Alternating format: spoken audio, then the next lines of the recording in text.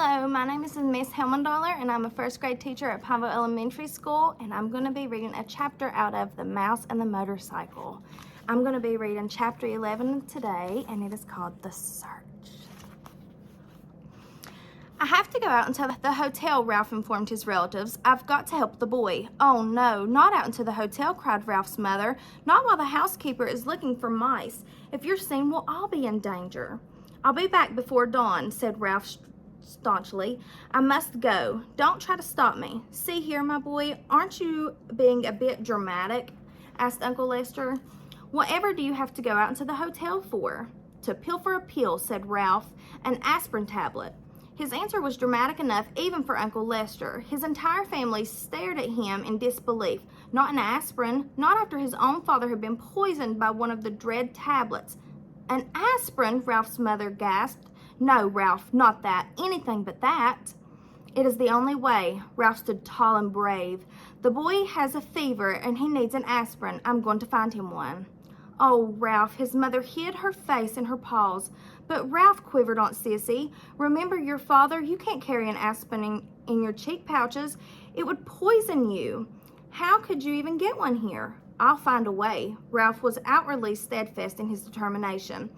But inside he wondered how he would manage to get an aspirin into room 215 if he did find one. Roll it, perhaps? Ralph, stay here, pleaded his mother. You're too young. Let your Uncle Lester go. Well, now let's talk this over, said Uncle Lester. I'm not too young and I haven't a moment to lose. Ralph, who was really frightened by what he was about to go do, also enjoyed the drama of the moment. Goodbye. I shall return before dawn. Ralph, promise me you'll be careful, pleaded his mother. Promise me you won't climb into the suitcase like your Aunt Adrian. Ralph's Aunt Adrian, who liked nice things, had climbed into a suitcase to examine a nylon stocking. Someone had closed the suitcase and Aunt Adrian had never been seen again. It was hoped that she had been carried away into the life of luxury. Promise me, Ralph, cried his mother, but her son was already on his way out of the knothole. Ralph scurried across the carpet of room 215, flattened himself, and squeezed under the door.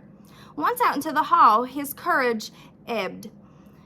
The aspirin tablet seemed a very small thing to find in such a vast place. It would be much easier to find the motorcycle. No, thought Ralph, I must not even think about the motorcycle. Ralph began to feel pretty small himself, much smaller than he had felt during his show of bravery back in the mouse nest. Down in the lobby, the clock struck 1. There was not a moment to lose. He had ran to the next room, squeezed under the door, and searched under the bed and the dresser while 2 guests slept soundly. All he found was a bobby pin. He skipped room 211 because his enemy, the little terrier, was still in there, and he ran on to room 209. A hurried search, frightening because of the loud and uneven snores that came from one of the beds, revealed nothing but a few pretzel crumbs, which Ralph did not have time to eat. On and on ran Ralph, down the hall, under the doors, around under beds and dressers. There was not a single aspirin tablet to be found. In one of the rooms, he did see a penny that had rolled under a luggage rack and remembered his mother's wish to leave a tip for room service. But tonight he had no time for pennies. He must press on and find an aspirin. A small doubt began to creep in Ralph's thoughts as he ran down the hall to the last room of the second floor. Maybe there was no aspirin. Maybe he was risking his life and the lives of his family for nothing. But Ralph pushed the thought aside. He would not let himself become discouraged, and if there was no aspirin on the second floor, there has to be one someplace on the ground floor. Tonight he was willing to brave the stairs to find it. He flattened himself and squeezed under the last door on the second floor. There was nothing under either of the beds and the things that Keith called dust mice. There was no sound but the rattle of the window in the wind. Ralph started across the carpet towards the dresser when suddenly a light from the bedside table blinded him. He stopped, rooted to the carpet by fear, even though it was not likely that anyone was going to cut off his tail with a carving knife. He heard someone slip out of the bed and utter sound halfway between a squeal and a scream. Before Ralph knew what was happening, an ordinary drinking glass had been clapped down over him, and there he stood in a glass trap. By then, his eyes were adjusted to the light, and he found himself facing a pair of bare feet. Looking up, he saw that the feet belonged to a young woman in a pink nightgown. "Mary Lou, wake up," she whispered to the young woman in the other bed. "Look what I've caught." "Huh?" said Mary Lou, blinking and raising up one elbow. Her hair was done up on pink rollers. "Betty, are you out of your mind? It must be past 1 o'clock in the morning." The night was slipping by much too quickly for the trapped mouse. He was terrified, he was desperate. No one in his family had ever been trapped under a drinking glass before. Worst of all, he was failing Keith and endangering his family. "Wake up, Mary Lou, and look," insisted Betty. "I was getting up to stop the rattle in the window and caught a mouse." This news roused Mary Lou from the bed, and the two young women knelt at the carpet and looked to Ralph, who was promptly turned his back. He did not care to be stared at in his misery, but it was no use. The woman moved around to the other side of the glass. "Isn't he darling?" said Betty. "Just look at his cunning little paws." Mary Lou leaned closer for a better look. "And his little ears, aren't they sweet?" Betty said, delighted. It was disgusting. It was bad enough to be trapped and stared at, but to have this pair carrying on in such a gushy fashion was almost more than Ralph could stomach. Cunning little paws indeed. They were strong paws, paws for grasping the hand grips of a motorcycle. "Oh, Betty, do you suppose we could take him back to Wichita with us?" asked Mary Lou. "My 3rd grade would love him." "So would my kindergarten," agreed Betty. "We could keep him in a cage and on the ledge, and all of the children could bring him food from home. It would be such a good experience for them to have a pet in the classroom." Do you guys have any pets in your classroom? We have a hamster, and his name's Marshmallow.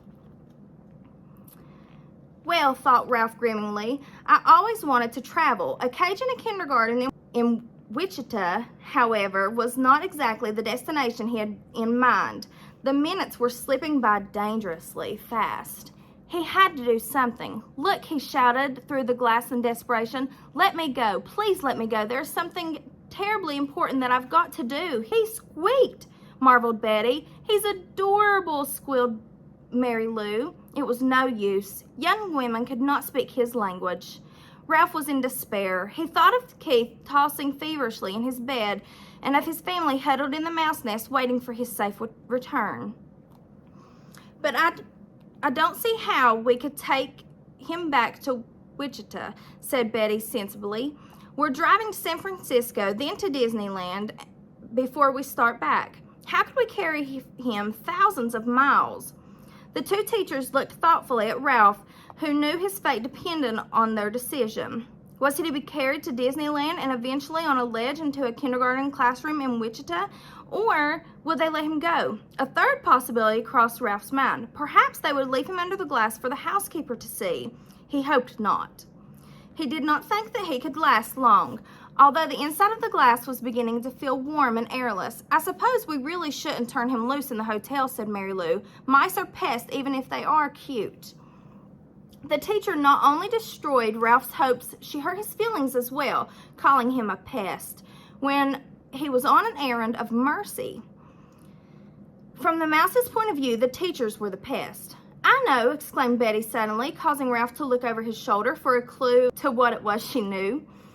"I know how we can get rid of him without hurting him." The young teacher reached over the bedside table where she picked up a picture postcard. She slid it carefully under the glass and under Ralph's feet so that he was now standing on a postcard.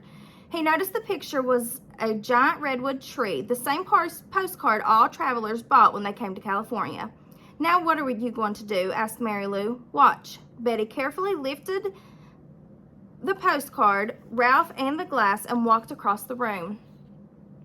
Even though he knew it was useless, Ralph scrambled around in his tiny prison. He was afraid that she was taking him toward the wash bin. He heard of mice being drowned by the people who do not like traps.